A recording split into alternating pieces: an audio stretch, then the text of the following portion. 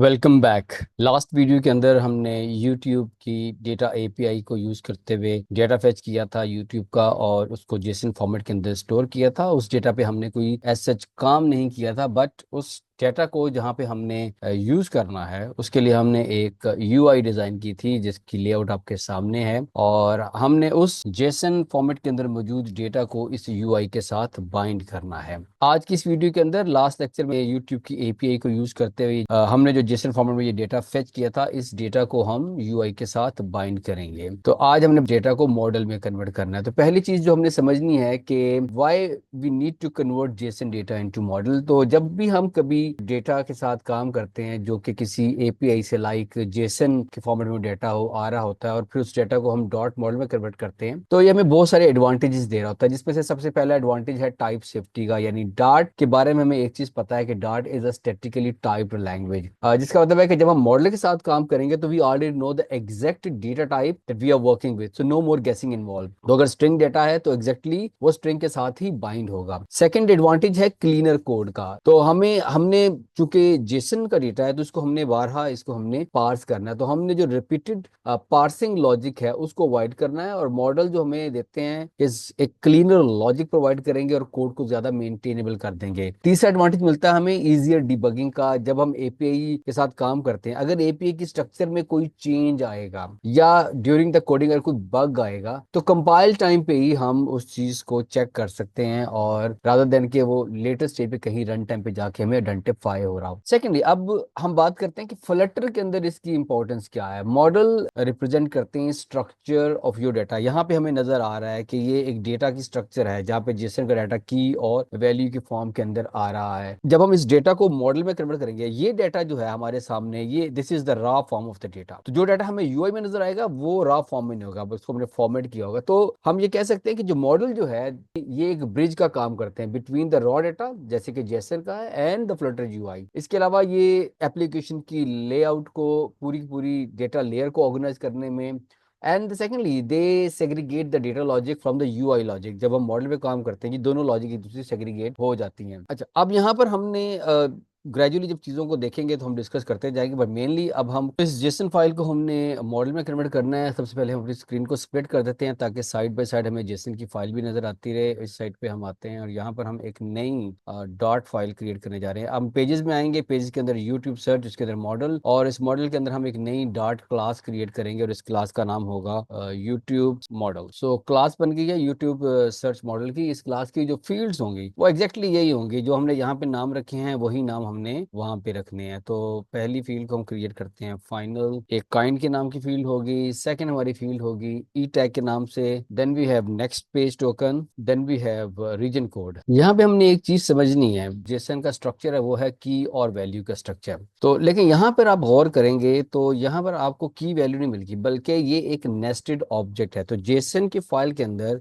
Data आ रहा है वो एक ऑब्जेक्ट है। अब उस ऑब्जेक्ट के अंदर कुछ नेस्टेड ऑब्जेक्ट्स हैं, लाइक यहाँ पे हमें पेज इन्फो नजर आ रहा है। तो इसको कैसे बनाना है या इसके साथ हमने किस तरह से डील करना है इसको भी हम समझते हैं। अभी हमने 4 एट्रीब्यूट्स डिफाइन किए हैं इस क्लास की, और चारों की जो टाइप है वो स्ट्रिंग है। पहला काम हमने ये करना है कि हमने इस क्लास के लिए एक कंस्ट्रक्टर अब क्रिएट करना है। तो हम यहाँ पर कंस्ट्रक्टर क्रिएट करते हैं। इसके बाद हमने अभी यहाँ पर इस पेज इन्फो को ऐड करना है, क्योंकि this is also one of the attribute, but इसकी टाइप जो है वो स्ट्रिंग नहीं है बल्कि ये एक नेस्टेड ऑब्जेक्ट है। तो इसके लिए हमें एक सेपरेट क्लास बनाना पड़ेगी। उसको कैसे बनाना है और यहाँ पर कैसे इनकॉर्पोरेट करना है इसको भी हम देखते हैं। उससे पहले यहाँ पर हमें एक फैक्ट्री कंस्ट्रक्टर ऐड करना है। इसको हम फॉर्मेट कर लेते हैं। इसके एंड पे यहाँ पर आप जैसे कॉमा लगाएंगे और इसको सेव करेंगे तो ये इसकी फॉर्मेटिंग हो जाएगी। नाउ यू कैन इजीली सी के क्लास के जो एट्रीब्यूट्स हैं उसके लिए कंस्ट्रक्टर लिखा हुआ है। हमने शुरू में बात की है कि हमने इस जेसन के अंदर जो मौजूद डेटा है इसको हमने डॉट ऑब्जेक्ट के अंदर कन्वर्ट करना है। तो डॉट ऑब्जेक्ट में कन्वर्ट करने के लिए मुझे एक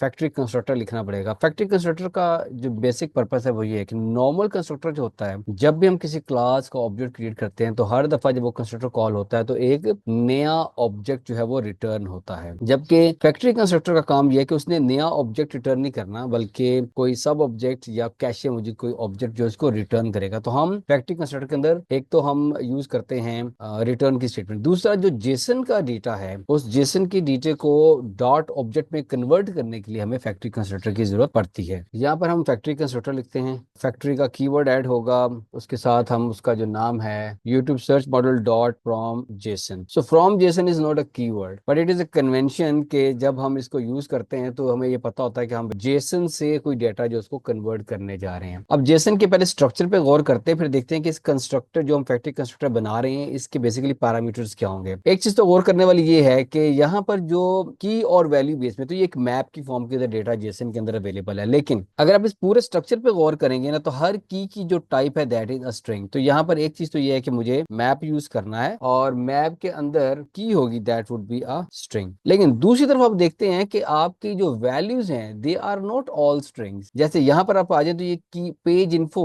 ये एक स्ट्रिंग वैल्यू है, लेकिन इसकी जो वैल्यू है दैट इज एन ऑब्जेक्ट। तो इसका मतलब है कि यहाँ पर हम वैल्यू के तौर पे एक स्ट्रिंग ले सकते हैं, हमारे पास कोई इंटीजर वैल्यू आ सकती है, हमारे पास कोई ऑब्जेक्ट आ सकता है, इवन हमारे पास एक कंप्लीट मैप आ सकता है। तो जो वैल्यू होगी that would be by nature dynamic. अब इस मैप को हमने एक नाम देना है दैट इज जेसन। हमने भी बात की कि एक फैक्ट्री कंस्ट्रक्टर जो है that is very different from the normal constructor. एक factory constructor can return an instance of a different class और अ कैशे ऑब्जेक्ट, और ये बहुत सारे उन सिनेरियोज में हेल्पफुल होता है जहां पे हमने कोई सिंगलटन पैटर्न यूज किया हुआ, डाटा कैशिंग यूज किया, या हम किसी स्पेसिफिक टाइप का ऑब्जेक्ट है उसको रिटर्न करवाना चाह रहे हैं। इसके अलावा अनलाइक द नॉर्मल कंस्ट्रक्टर हम फैक्ट्री कंस्ट्रक्टर के अंदर कुछ एक्स्ट्रा लॉजिक लगा सकते हैं, वैलिडेशन परफॉर्म कर सकते हैं, कन्वर्जन परफॉर्म कर सकते हैं, कंडीशनल रिटर्न कर सकते हैं। Even a factory constructor can return a null object जो कि नॉर्मल कंस्ट्रक्टर के अंदर पॉसिबल नहीं है। तो यहाँ पे मैं रिटर्न की स्टेटमेंट यूज करता हूँ, रिटर्न करवाऊंगा यूट्यूब सर्च मॉडल का कंस्ट्रक्टर, सेमीकोलन लगाया यहाँ पर। अब ये हमारे पास आ गई ये चीजें। अब यहाँ पर काइंड को काइंड असाइन किया, बट अब ये जो डेटा हमारे पास आ रहा है this data is coming from the JSON file. So अब इसको हमने डीसीरियलाइज करना है, यानी जेसन के डेटा को इस ऑब्जेक्ट के एट्रीब्यूट को असाइन करना है। तो एक तो यहाँ पर हम इसको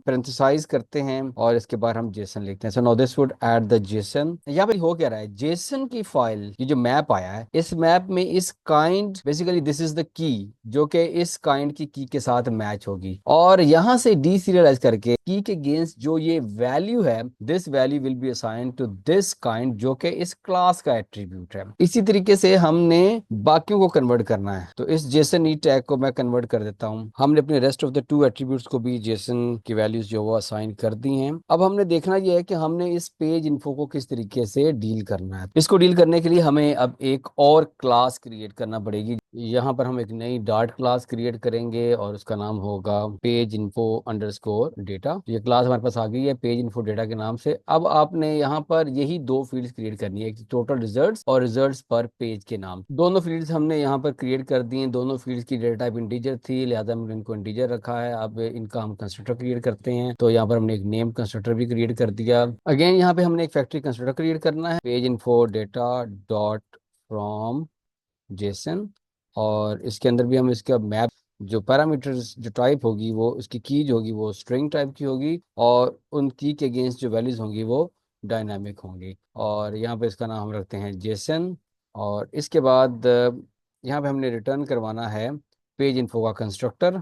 अगेन हमने यहाँ पर ये जो टोटल रिजल्ट्स है इसको हमने वैल्यू साइन करनी है जेसन की फाइल से। तो यहाँ पर हम इसको ट्रांसफॉर्म करते हैं और जेसन के डेटे को डीसीरियलाइज करेंगे और इसको यहाँ पर हम असाइन कर दें इसकी रिस्पेक्टिव फील्ड्स के अगेंस्ट।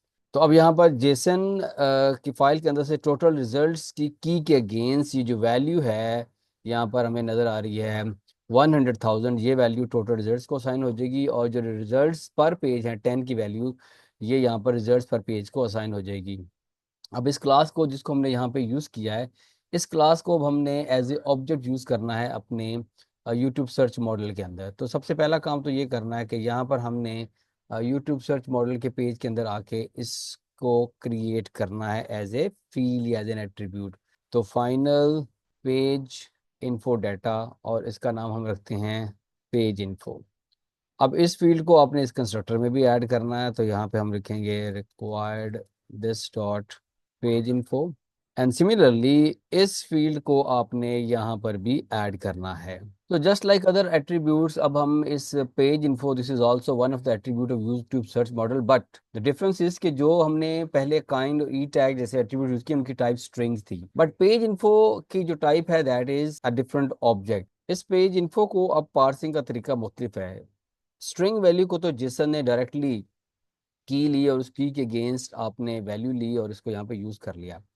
यहाँ पे हमें पेज इन्फो का dot from JSON constructor call करना, that is a factory constructor, और उस कंस्ट्रक्टर को हम बेसिकली पास करेंगे जेसन ये पेज इन्फो। अब वो इस पूरे के पूरे ऑब्जेक्ट को पार्स करेगा और पार्स करने के बाद उस ऑब्जेक्ट को रिटर्न करेगा इस पेज इन्फो का। देखिए यहाँ पे गौर करना कि हो क्या रहा है। यहाँ पर डायरेक्टली जो स्ट्रिंग वैल्यू है वहां पर आप इस काइंड की के गेंस्ट स्ट्रिंग वैल्यू लेते हैं और इसको असाइन कर देते हैं, बस यहाँ पर हम एक ऑब्जेक्ट ले रहे हैं। तो बेसिकली हमने यहाँ पे फैक्ट्री कंस्ट्रक्टर कॉल किया और यहाँ पे हमने पेज इन्फो का ऑब्जेक्ट पास कर दिया। अब यहाँ पर आप पेज इन्फो पे जब आते हैं, यहाँ पर page info as a map pass किया गया। उस मैप में मेरे पास दो कीज हैं, एक टोटल रिजल्ट्स की और एक रिजल्ट्स पर पेज। लिहाजा यहाँ पर जेसन टोटल रिजल्ट्स की को रिजॉल्व करता है और उसके अगेंस्ट जो वैल्यू है वो टोटल रिजल्ट्स को असाइन करता है, और रिजल्ट्स पर पेज वाली की को रिजॉल्व करता है और उसकी वैल्यू को रिजल्ट्स पर पेज को असाइन करता है। और इस तरह से ये पूरे का पूरा ऑब्जेक्ट यहाँ से रिटर्न होगा और फिर ये ऑब्जेक्ट यहाँ यूट्यूब सर्च मॉडल में इस पेज इन्फो को असाइन हो जाएगा। तो ये उस स्ट्रिंग से डिफरेंट है। That's why where the from JSON यानी फैक्ट्री कंस्ट्रक्टर का रोल हमें यहाँ पे समझ आता है कि एक्चुअली हम फ्रॉम जेसन यानी फैक्ट्री कंस्ट्रक्टर को फ्रॉम जेसन नाम से क्यों रख रहे हैं। फ्रॉम जेसन का मतलब है कि बेसिकली हम जेसन की फाइल से कन्वर्ट कर रहे हैं, and this is again just the convention that we need to follow. और फिर अगर आप कहीं भी एक टीम के तौर पे काम कर रहे हैं तो हम हमेशा कन्वेंशन को फॉलो करते हैं, ताकि जब अपने अपने कोड को कंबाइन करना हो तो उसके कंबाइन करने में या उसकी इंटीग्रेशन में कोई इशू ना आए। नेक्स्ट हमारे पास है आइटम्स। ये एक की है और इस की के अगेंस्ट वैल्यूज में देयर आर डिफरेंट ऑब्जेक्ट्स। यहाँ पे अब हमने गौर करना है अभी कि आइटम्स के अंदर now this is a square bracket means कि यहाँ पर हमें एक एरे की फॉर्म में डेटा मिल रहा है। अभी हम उस एरे को थोड़ी देर के लिए छोड़ देते हैं, but we are just focusing on the single object.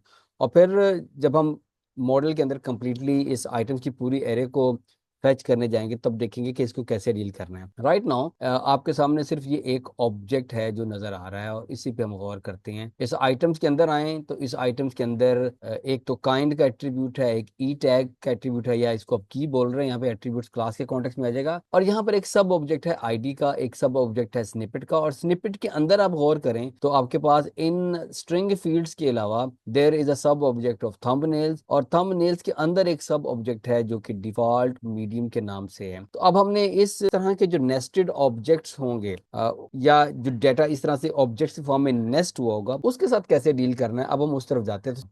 तो यही मॉडल के अंदर we create a new dot class और इसका नाम रखते हैं आइटम डेटा। और इस क्लास के अंदर जो पहली दो फील्ड्स हैं वो सिंपल स्ट्रिंग फील्ड्स हैं, उनको हमने वैसे ही क्रिएट करना है जैसे हमने पहले क्रिएट किया था। यहाँ पे हमने ये दोनों फील्ड्स क्रिएट कर दी हैं और इसके साथ यहाँ पर हम इसका कंस्ट्रक्टर भी क्रिएट कर लेते हैं। इस क्लास की फर्दर डेफिनेशन को मैं यहीं पे अभी फिलहाल होल्ड कर रहा हूँ। तो पहले हम आईडी और स्निपेट की क्लास को क्रिएट करते हैं, फिर यहाँ पे हम इस क्लास की फर्दर जो डेफिनेशन है उसको कंप्लीट करेंगे। तो आईडी के क्लास को क्रिएट करने के लिए मैं अगेन यहाँ पर मॉडल के अंदर एक नई क्लास क्रिएट कर रहा हूँ और इस क्लास का नाम है आईडी डेटा। इस आईडी के क्लास के दो एट्रीब्यूट्स हैं, एक काइंड और एक video ID, final string kind. और इस तरह से हम इसकी दूसरी फील्ड को क्रिएट कर लेंगे। दोनों फील्ड्स हमने क्रिएट कर ली। यहाँ पे हम इसका कंस्ट्रक्टर ऐड करते हैं। कंस्ट्रक्टर ऐड करने के बाद हम फर्दर इसके अंदर जो चेंज करेंगे वो एक इसका फैक्ट्री कंस्ट्रक्टर लिखेंगे। तो फैक्ट्री कंस्ट्रक्टर लिखने के लिए फैक्ट्री का कीवर्ड ऐड करना है ID data dot from JSON, और अगेन इसके जो पैरामीटर्स होंगे वो मैप, और उसकी जो की टाइप होगी that would be the string, और वैल्यू बाय नेचर डायनामिक होगा। इस मैप को हम नाम देते हैं जेसन, और उसके बाद इसके अंदर हम रिटर्न करवाएंगे आईडी डेटा को। और आईडी डेटा में जो काइंड मुझे यहाँ पे नजर आ रहा है इसको हमने जेसन की फाइल से डीसीरियलाइज करना है, तो इसको हमने डीसीरियलाइज किया। इसी तरीके से ये जो वीडियो आईडी है इसको डीसीरियलाइज करते हैं। यहाँ पर ये रिटर्न की स्टेटमेंट यूज हुई है, तो जब हम इस फ्रॉम जेसन वाले कंस्ट्रक्टर को कॉल करेंगे तो अगेन आईडी डेटा में ये काइंड और वीडियो आईडी के अगेंस्ट जेसन की फाइल से वैल्यूज को रेस्पेक्टिवली वीडियो आईडी और काइंड को साइन करके ये पूरा ऑब्जेक्ट है इसको रिटर्न कर देगा। Next we need to create another class with the name snippet. यहाँ पर अब हम एक नई क्लास क्रिएट करने जा रहे हैं। अगेन मॉडल के अंदर आते हैं, यहाँ पर एक नई डॉट क्लास क्रिएट करते हैं और उसका नाम हमने रखा है स्निपेट डेटा। इस क्लास के जो एट्रीब्यूट्स होंगे उस पर गौर करते हैं। तो स्निपेट्स के अंदर ये published at channel ID title और डिस्क्रिप्शन, ये चारों के चारों जो हैं ये स्ट्रिंग टाइप के हैं। तो पहले तो हम इन स्ट्रिंग फील्ड्स को डिफाइन करते हैं और उसके बाद इसके सब ऑब्जेक्ट्स की तरफ जाएंगे। इस स्निपेट के अंदर हमारे पास 6 ऐसी फील्ड्स थी जो कि स्ट्रिंग टाइप की थी, publish at, channel ID, title, description. और अब थोड़ा सा इसको स्क्रॉल अप करेंगे तो अब देखेंगे कि नीचे आपको फिर चैनल टाइटल और लाइव ब्रॉडकास्ट, कंटेंट और पब्लिश टाइम, तो ये 6 की 6 फील्ड्स को हमने यहाँ पर as a string fields define कर दिया और इसके साथ ही हम यहाँ पर इसका कंस्ट्रक्टर ऐड कर देते हैं। तो अभी ये स्निपेट की क्लास कंप्लीट नहीं है क्योंकि यहाँ पर आप देख रहे हैं कि स्निपेट के अंदर एक थंबनेल्स का सब ऑब्जेक्ट है। लिहाजा इस थंबनेल्स टाइप के एट्रीब्यूट को यहाँ पर डिफाइन करने के लिए मुझे पहले इस थंबनेल्स की क्लास को क्रिएट करना है। उससे भी पहले इस थंबनेल की क्लास के अंदर एक टाइप है थंबनेल डेटा है, मुझे उस डेटा को क्रिएट करना है। तो सबसे पहले तो हम यहाँ पे जो क्लास क्रिएट करेंगे उसका नाम होगा थंबनेल डेटा। तो मॉडल में वापस आते हैं और मॉडल के अंदर एक नई डार्ट क्लास क्रिएट करते हैं। अब इस थंबनेल डेटा में आप गौर करें तो मेरे पास 3 चीजें हैं, यूआरएल, विड्थ और हाइट। तो सबसे पहले तो हम यहाँ पर एज ए स्ट्रिंग डिफाइन करेंगे यूआरएल को, और 2 इंटीजर फील्ड्स हैं विड्थ और हाइट की। थंबनेल डेटा की तीनों फील्ड्स हमने डिफाइन कर दी हैं। यहाँ पर हम इसका कंस्ट्रक्टर लिखते हैं। तो कंस्ट्रक्टर लिखने के बाद अब यहाँ पर हमने जो एक चीज ऐड करनी है that is the factory constructor के, जो इस जेसन फाइल से इन की से अगेंस्ट डेटा को डीसीरियलाइज करेगी और फिर इसके रिस्पेक्टिव एट्रीब्यूट्स को असाइन करेगी। तो factory thumbnail data dot from JSON, और अगेन इसके अंदर हमने एक मैप पास करना है। मैप की हमारे पास की जो है वो स्ट्रिंग टाइप की है और जो उनकी वैल्यूज हैं वो डायनामिक नेचर की हैं, और इस मैप को मैं जेसन का नाम दे रहा हूँ। और देन इसकी बॉडी के अंदर हम रिटर्न करवाएंगे थंबनेल डेटा का कंस्ट्रक्टर, और इस यूआरएल को हम जेसन की फाइल से डीसीरियलाइज करेंगे। इसी तरीके से इस विड्थ को डीसीरियलाइज करेंगे। यहाँ पे हमने इस डेटा को डीसीरियलाइज करके एक डॉट ऑब्जेक्ट में कन्वर्ट करने के लिए बिल्कुल रेडी कर लिया। तो यहाँ पे भी क्या होगा कि यूआरएल की के अगेंस्ट जो वैल्यू होगी वो इस यूआरएल को साइन हो जाएगी, और विड्थ के अगेंस्ट जो वैल्यू होगी इस विड्थ को साइन होगी, और हाइट के अगेंस्ट जो वैल्यू होगी वो इस हाइट को साइन हो जाएगी। यहाँ पे थंबनेल डेटा कंप्लीट है। अब हम इस पोजीशन में है कि अब हम इस थंबनेल्स का ऑब्जेक्ट क्रिएट कर सकते हैं। इस थंबनेल के ऑब्जेक्ट के अंदर हमारे पास 3 डिफरेंट तरह के ऑब्जेक्ट है। एक है डिफॉल्ट, मीडियम और हाई। यहाँ पे हम सिर्फ मीडियम और हाई को डील करेंगे। डिफॉल्ट एक कीवर्ड है, इसको कैसे डील करना है इसको हम आने वाले लेक्चर्स के अंदर देखेंगे। तो थंबनेल्स की क्लास को क्रिएट करते हैं। तो यहाँ पर हम आएंगे और एक नई डॉट फाइल क्रिएट करेंगे इस मॉडल के फोल्डर के अंदर, और उस क्लास का नाम रखेंगे हम थंबनेल्स। इस थंबनेल क्लास के अंदर बेसिकली हम एक फील्ड डिफाइन करेंगे थंबनेल डेटा टाइप की, और उसका नाम होगा मीडियम। इस तरह से हमने इसको कॉपी किया, और दूसरी जो फील्ड है हमारे पास वो होगी हाई। थंबनेल डेटा की 2 एट्रीब्यूट्स हैं, एक का नाम मीडियम रखा और एक का नाम हाई रखा, और यहाँ पर हम इसका कंस्ट्रक्टर क्रिएट करते हैं। कंस्ट्रक्टर क्रिएट करने के बाद अब यहाँ पर हम एक फैक्ट्री कंस्ट्रक्टर क्रिएट करेंगे। फैक्ट्री कंस्ट्रक्टर के लिए हम फैक्ट्री का कीवर्ड यूज करेंगे, और इसके साथ हम यूज करेंगे thumbnails dot from Jason. Again इसके अंदर जो पैरामीटर्स के तौर पे एक मैप आएगा, और मैप की जो की होगी वो स्ट्रिंग होगी, और इसकी वैल्यू जो है वो डायनामिक होगी, और इसको हम जेसन का नाम देते हैं। देन इनसाइड द बॉडी हम रिटर्न करवाएंगे थंबनेल्स का ऑब्जेक्ट। यहाँ पर अब हमने गौर ये करना है कि जो मीडियम है this is not a string value, rather medium एक सब ऑब्जेक्ट है जो आपको यहाँ पे नजर आ रहा है, और मीडियम के अंदर हमारे पास 3 फील्ड्स हैं। तो हमने मीडियम को डीसीरियलाइज करना है। यहाँ पर हमने थंबनेल डेटा का फैक्ट्री कंस्ट्रक्टर कॉल करना है, और इसको हम मीडियम पास करेंगे। तो यहाँ पे हम यूज करते हैं थंबनेल डेटा फ्रॉम जेसन, और इसके अंदर हम यूज करेंगे जेसन के अंदर, और यहाँ पे हम पास करेंगे मीडियम। इसी तरीके से हमने इस हाई के लिए काम करना है। यहाँ से मैं इसको कॉपी कर लेता हूँ, और कोई मेजर चेंज नहीं है, just we need to change the name of the value जिसको कि हमने पास करना है। तो यहाँ पर इस हाई की जगह पे मैं इसको कॉपी कर रहा हूँ, और जहाँ पे मैंने मीडियम लिखा है वहाँ पे हम हाई लिख देते हैं।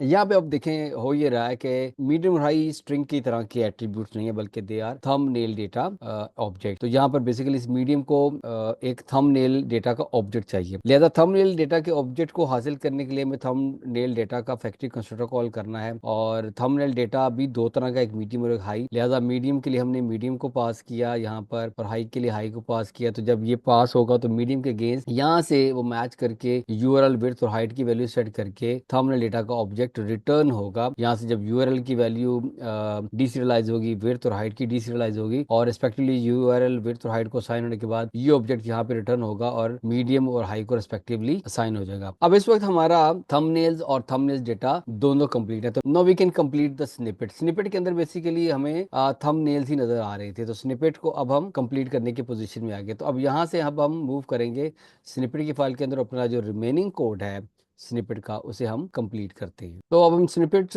डेटा की फाइल के अंदर आ गए हैं। यहाँ पर हमने सबसे पहले ऐड करना है फाइनल और थंबनेल, और इसका नाम हम रखेंगे थंबनेल। इसको हमने अपने कंस्ट्रक्टर में ऐड करना है।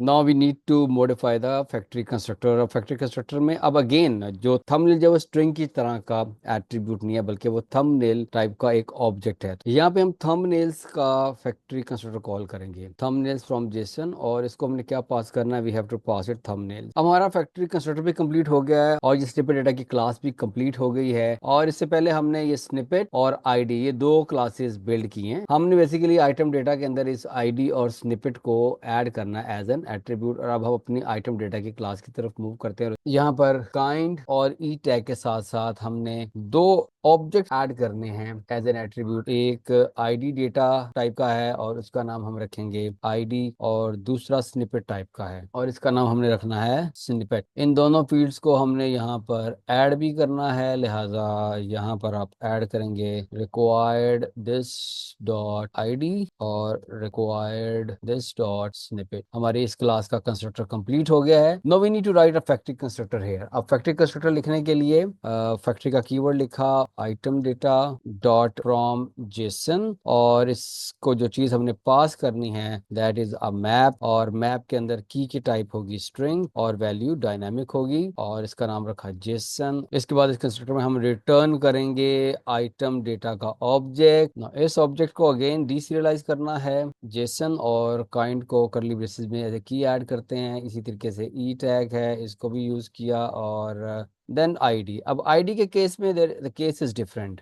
यहाँ पे हमने यूज करना है आईडी डेटा का फैक्ट्री कंस्ट्रक्टर, और उस कंस्ट्रक्टर को हमने पास करना है आईडी। एंड लाइक वाइज जो हमारे पास स्निपेट है उस केस में भी हमने बेसिकली स्निपेट्स का फैक्ट्री कंस्ट्रक्टर कॉल करना है, और उसको हमने पास करना है स्निपेट का ऑब्जेक्ट। तो यहाँ पे आप देख रहे हैं कि जो काइंड और ई टैग थे ये तो स्ट्रिंग्स थे, तो इनको तो एज इट इज हमने यहीं पे डीसीरियलाइज कर दिया, लेकिन for the ID and the snippet they are the sub object. तो इसके लिए हमने इनके फैक्ट्री कंस्ट्रक्टर कॉल किए हैं, जहां पर आईडी एज ए मैप पास होगा, फिर आईडी तो इस मैप को डीसीरियलाइज करके आईडी का ऑब्जेक्ट यहाँ पे रिटर्न होगा। एंड लाइक वाइज स्निपेट के केस में स्निपेट का ऑब्जेक्ट एज ए मैप पास होगा, और फिर हमने देखा कि स्निपेट के ऑब्जेक्ट के अंदर भी एक सब ऑब्जेक्ट है थंबनेल्स का, और थंबनेल्स के अंदर एक थंबनेल डेटा का ऑब्जेक्ट है। तो वो जिस तरह नेस्ट हुए हैं बिल्कुल उसी तरह नेस्टिंग के अंदर वो डीसीरियलाइज होंगे, और फिर एक कंप्लीट स्निपेट का ऑब्जेक्ट यहाँ पर आइटम डेटा के पास रिटर्न हो जाएगा। नो हमारी जो बेसिक स्ट्रक्चर थी वो कंप्लीट है, लेकिन अभी हमारा मेन मॉडल जिसके अंदर हमने बात की थी इस आइटम्स की, वो भी कंप्लीट करना रहता है। तो अब हमने ये देखना है कि आइटम्स का जो ऑब्जेक्ट है this is not a single object. तो जरा इस पे गौर करते हैं। तो बुनियादी तौर पे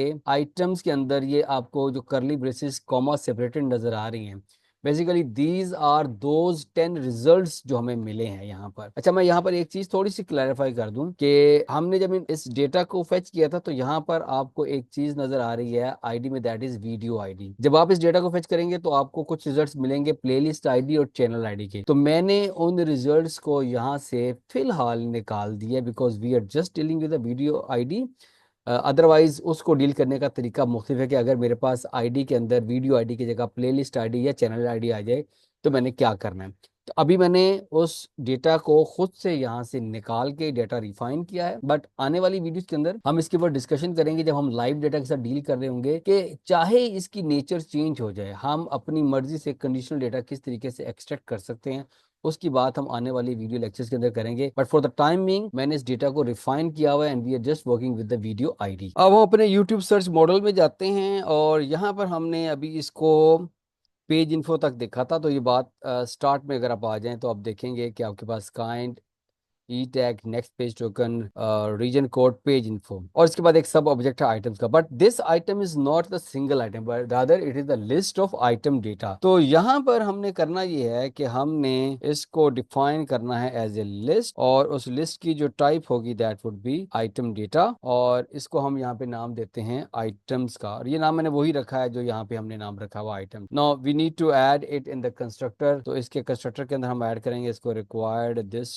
डॉट आइटम्स। नाउ अब यहाँ पर इस आइटम को हमने रिजॉल्व करना। अब देखिएगा कि एक और चीज जो समझने वाली है, अभी तक हम ये कर रहे थे कि जब हमारे पास एक ऑब्जेक्ट आ रहा था तो हम उसका फैक्ट्री कंस्ट्रक्टर कॉल करते थे और वो फैक्ट्री कंस्ट्रक्टर के अंदर जाके जेसन के डेटा को डीसीरियलाइज करके एक ऑब्जेक्ट हमें रिटर्न कर देता था। आइटम के केस में this is not a single item, rather it is a list of items. तो मुझे किसी तरीके से वो जो डेटा है जो कि एरे की फॉर्म में है, यहाँ पर ये आपको नजर आ रहा है सब्सक्रिप्ट, तो एरे की फॉर्म में है, इस एरे को एक लिस्ट में कन्वर्ट करना है जो कि list of the dot object होगी और हर ऑब्जेक्ट की जो टाइप होगी that would be the item data. तो पहले तो हम ये करते हैं कि इस रिटर्न की स्टेटमेंट से पहले हम थोड़ा सा काम कर लेते हैं। यहाँ पर हम डिफाइन करते हैं final items is equals to JSON, और जेसन को मैं पास करता हूँ आइटम्स, और इसको हम एज लिस्ट ले रहे हैं। बेसिकली ये कर क्या रही है, साथ आएगा एरर है ये। ओके, मैं ये कह रहा था कि ये कर क्या रही है, हमने इस चीज को देखना है। तो यहाँ पर ये जो जेसन आइटम्स हैं, it फेचेस the list of map, यानी अभी जो हमने कहा कि एरे है, एरे को इसने फेच करना है yes from the JSON map, और एज ए लिस्ट का जो वर्ड हमने यहाँ पे ऐड किया है, it tells dot explicitly that whatever we are fetching is actually a list. अब हम उस पूरी एरे को जिसको हमने एज ए लिस्ट फेच किया, अब हम उसको इटरेट करने लगे हैं। यहाँ पे हमने एक लिस्ट क्रिएट की जिसकी टाइप आइटम डेटा है और उसका नाम हमने रखा आइटम डेटा। इसको हमने कहा कि आइटम डॉट मैप। यहाँ पर मैप जो है ना, बुनियादी तौर पे ये यूज हो रहा है फॉर द इटरेशन। इस मैप के अंदर हम इसको as a single item treat कर रहे हैं, और ये सिंगल आइटम हमने यूज किया एज ए वेरिएबल। आप यहाँ पे कुछ भी ले सकते हैं, बट हमने इसलिए यूज किया कि बेसिकली हम एक एक आइटम को यहाँ पे इटरेट करने लगे हैं। तो इसका फ्रॉम जेसन कंस्ट्रक्टर कॉल किया और उसके कंस्ट्रक्टर को बेसिकली हमने ये सिंगल आइटम पास करनी है, और उसके बाद हम इसको बताते हैं कि इस पूरे डेटा को आपने लिस्ट में कन्वर्ट कर देना है। तो now this is actually what we need to understand कि ये कर क्या रहा है। ओके, इसको एक्सप्लेन करने से पहले हम इस जो यहाँ पे रेड लाइन है उस एरर को जरा डील कर लें। वो इसलिए है कि अभी तक हमने यहाँ पर आइटम्स को असाइन नहीं किया आइटम डेटा, तो अब ये हमारा कंप्लीट हो गया।